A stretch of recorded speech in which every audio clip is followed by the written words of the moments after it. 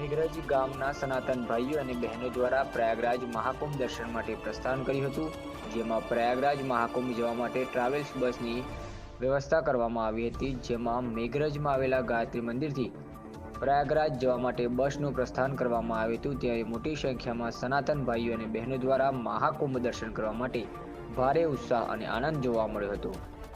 અહેવાલ પ્રિતેશ પંડ્યા, મેઘરજ।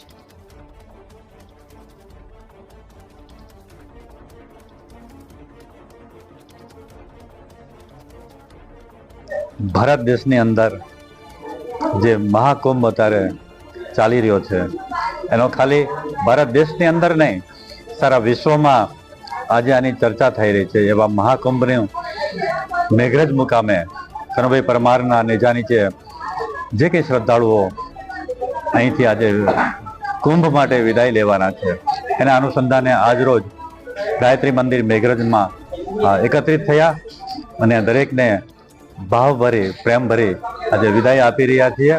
અને 7 દિવસના આ પ્રવાસમાં દરેક શ્રદ્ધાળુઓ સુખમય દરેક યાત્રાધામનું ખૂબ સારી રીતે દર્શન અને યાત્રા કરીને વાપસ આવે, પાછા આવે, તો એવી શુભકામના સાથે આ આયોજન આખું કરેલ છે। 144 વર્ષના મહાયોગ પછી જ્યારે એક ભારતની ભૂમિ પર પ્રયાગમાં સંગમ સ્થાને મહાકુંભ થઈ રહ્યો છે, ત્યારે માત્ર ભારત નહીં પરંતુ આખા વિશ્વના 37 કરોડ શ્રદ્ધાળુઓએ સ્નાન કર્યું છે। હવે ગઈકાલે આપણા પરમ આદરણીય વડાપ્રધાન નરેન્દ્રભાઈ મોદી સાહેબે પણ સ્નાન કર્યું છે। એના એક ભાગરૂપે અમે પણ મેઘરજમાંથી 56 શ્રદ્ધાળુઓ, માતાઓ, બહેનો, વડીલો, નાના ભૂલકાઓ બધા સાથે જ સ્નાન કરવા જઈ રહ્યા છીએ। અમારો આખો જે રૂટ છે, ઉજ્જૈન છે, ચિત્રકૂટ છે, અયોધ્યા છે, કાશી છે। અયોધ્યા એક વર્ષ એનું થયું અને 1 વર્ષના ભાગની ઉજવણી પણ તો થઈ રહી છે। એવા સમયે અહીં બધા જઈ રહ્યા છીએ।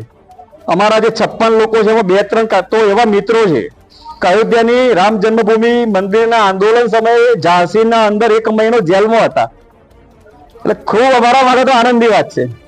આપ બધાને આ માધ્યમથી કહેવા માંગુ છું, હજુ પણ જજો। 28મી તારીખ છેલ્લી છે, જજો અને જવાનો આગ્રહ રાખજો, પરિવાર સાથે જજો, કારણ કે આપણા જન્મમાં ફરીથી આપણને અવસર મળવાનો નથી। આપ બધા અમે જે આ યાત્રાએ જઈ રહ્યા છીએ અને અમે જે શુભેચ્છાઓ આપવા માટે આવ્યા છો, આપનો ખૂબ ખૂબ ધન્યવાદ। જય શ્રી રામ।